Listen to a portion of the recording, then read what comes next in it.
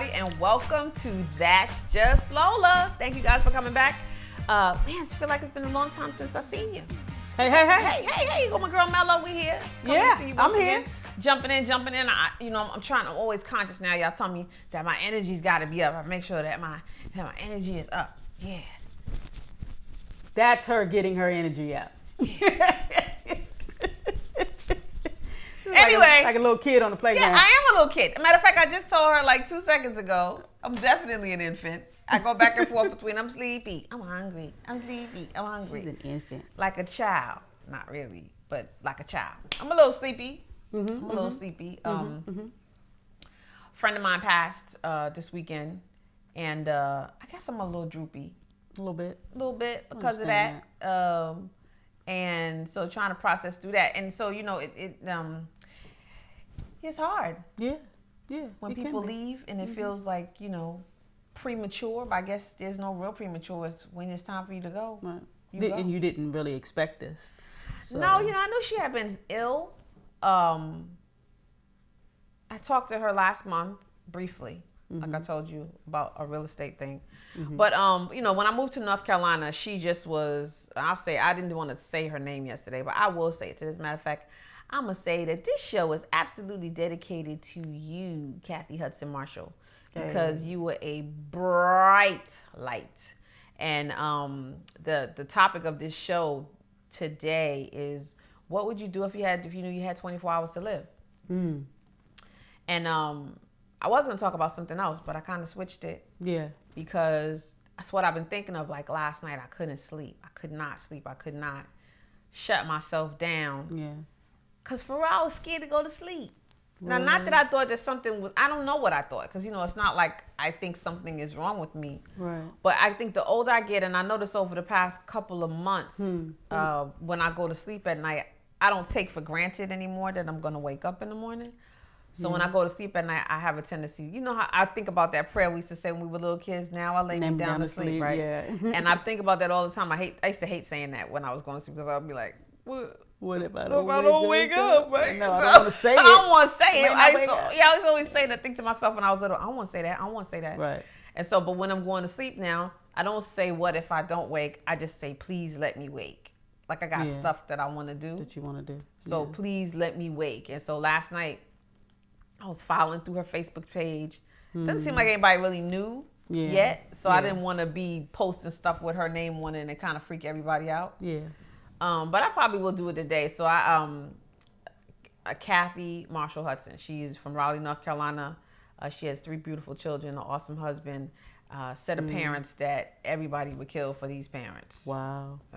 Pops had the largest African-American real estate company in Raleigh. Wow. For years, and just a good dude. Like he is a good man. He got sick a couple of years ago, and she was so worried about him. And that's why the question is, what would you do if you knew you had 24 hours to live? Because I think we have a tendency to live like there's no expiration date. Oh yeah, all the time.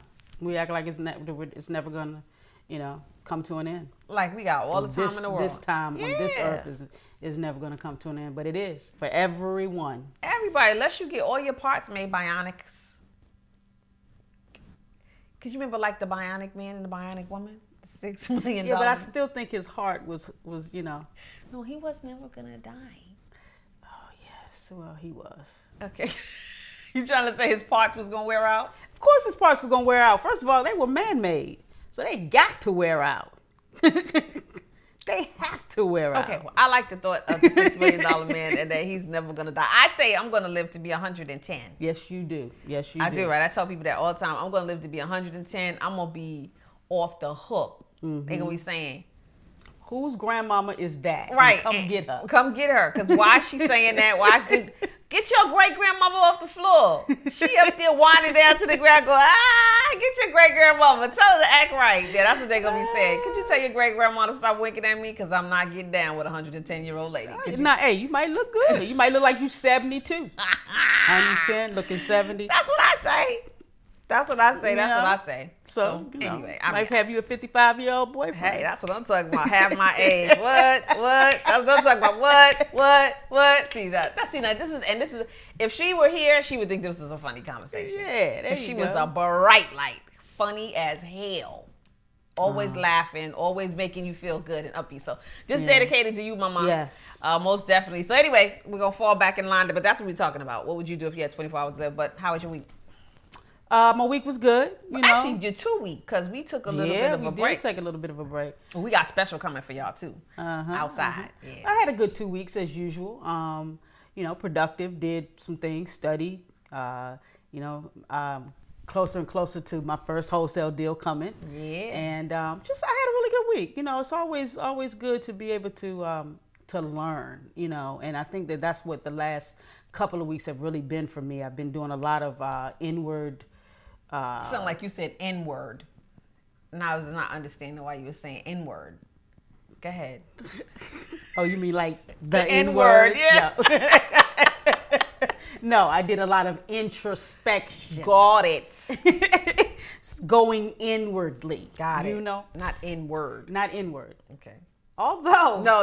Okay. No. But, and just really learning a lot about me and coming to terms with and appreciating myself.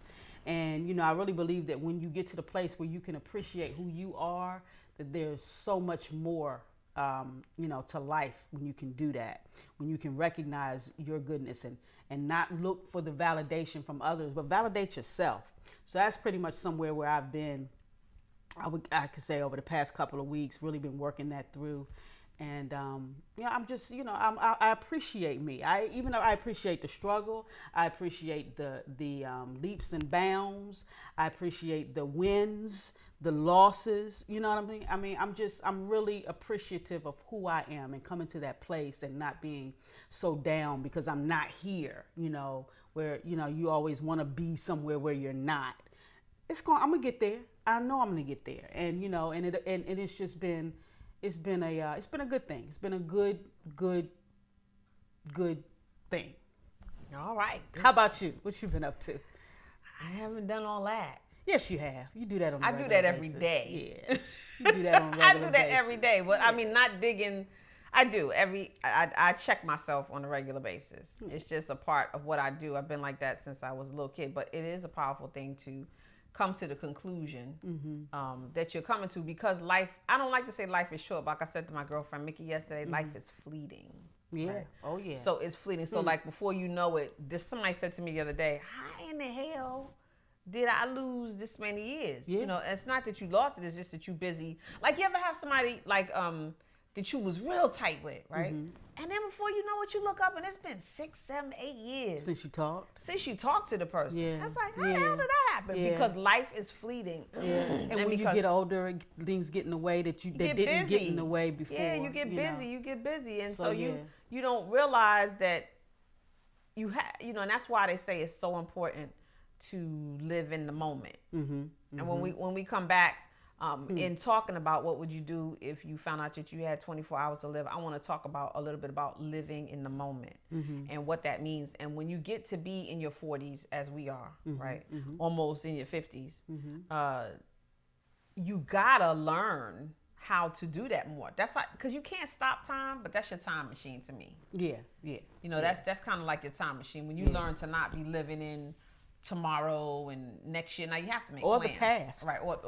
Please stop living in the past. That would just rob you. That would just take everything from you. So, as we, move and weave through the topics, those kind of things will come up. And a lot of times we do talk and we do a lot of playing, because I'm play with everything. We was just talking about death, and I'm already acting silly. You have to. But yeah, because you have to. But yes, I want to talk a little bit about living in the present, getting out the past, because those are ways that you can maximize your days. You know what I'm saying? But you think about it, you guys. What would you do if you found out that you had 24 hours left to be alive on this planet? What would you do?